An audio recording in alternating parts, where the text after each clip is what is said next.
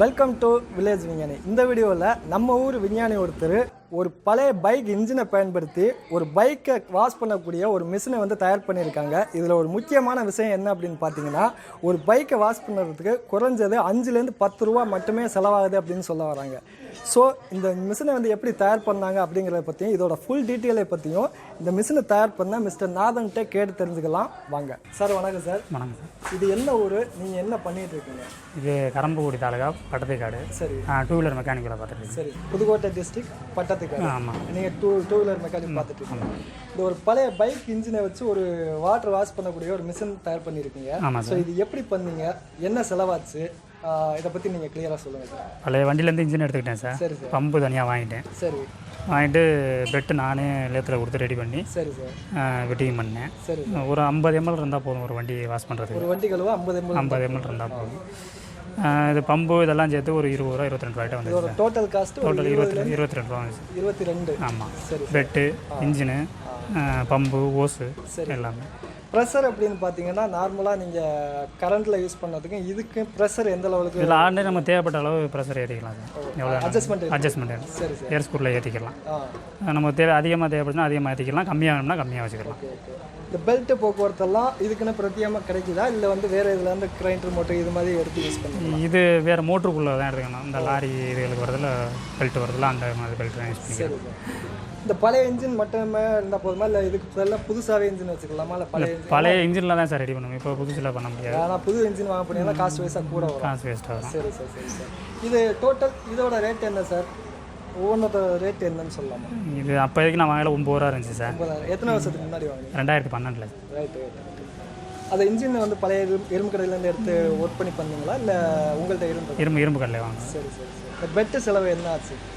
Bed செலவு வந்து ஒரு 8 ரூபாய்ட்ட வந்துச்சு சார். சேனலு, பெட்டு எல்லாமே, லேத்து ஊழி எல்லாமே. சரி சார்.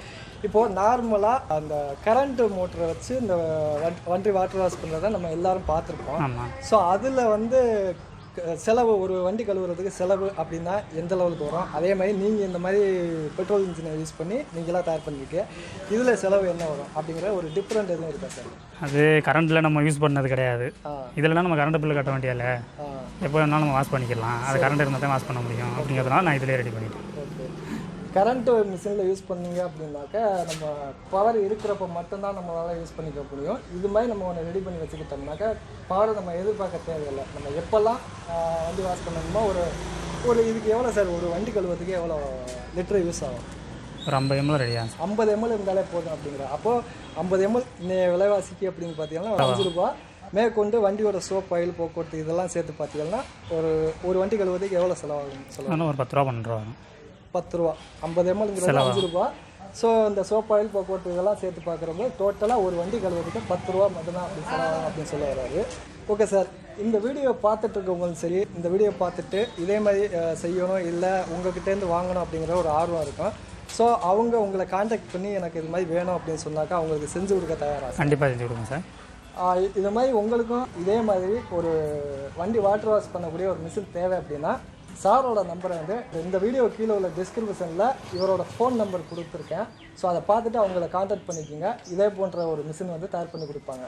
ஸோ இது போன்ற வெளி உலகத்துக்கு தெரியாத நம்ம ஊர் விஞ்ஞானிகளை வெளி உலகத்துக்கு கொண்டு வரதான் நம்ம சேனலோட நோக்கமும் கூட. இதே போன்று உங்கள் ஊர்லேயும் உங்களுக்கு தெரிந்த விஞ்ஞானிகள் பல பேர் இருப்பாங்க.